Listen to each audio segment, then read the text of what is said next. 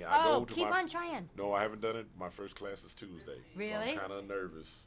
I got invited, and I said, hey, no laughing, because I know people in yoga are really good. They can really stretch really far, and I'm not that good at that, but I'm going to try Less it. is more. There you go. And I it's remember not about that. competition. It's not. Okay. I just don't want, everybody bending over backwards, and I'm like, bending like that. I don't think anyone will be mocking you. Okay, I hope not. Somehow, I think you'll make it through. All right. Must have been a hoot to be this guy. Oh, man. You know what it was? It was living out a childhood fantasy to be able to play somebody in a comic book that's now a movie. So now, if anything happened to me, I'm in history from this moment on as the Kingpin in Daredevil.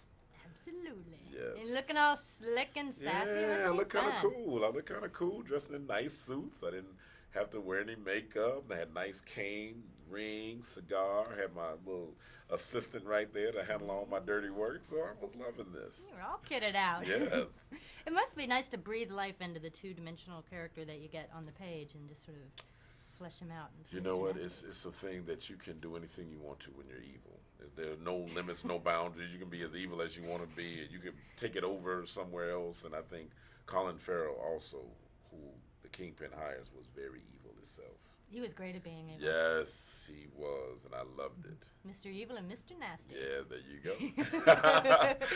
And what about, there's a lovely sort of cadence to comic book movies where movement just seems more fun to do. You know what it is? It's the fact that you're bringing something that's on paper to life that people have been associated with for years. And now it's up there on the screen. Now you have Ben Affleck, and you always wonder who's going to play Daredevil, who's going to be Daredevil. And now you have the guy up there who's Daredevil, and you wonder, okay, that's Daredevil, but who's Elektra? And you kind of think in your mind, who could play Elektra? They have to be really good. Then they get Jennifer Garner. You're like, oh, yes, she's good. You think, okay, Bullseye is going to be hard. Then here comes Colin Farrell, who just, like, rocks Bullseye. No other Bullseye ever. Even if he can't do it, we can't do the movie. Those people have to come back. And then here I come. And I say, I got to play Wilson Fisk. I've got to be the Kingpin. And so I just wanted to bring it. The core group is so good and so fantastic. I think people are going to love this movie. Did you walk around your house for months afterwards like, I'm the Kingpin? No, I took, you know what, I did take a couple of months off, though.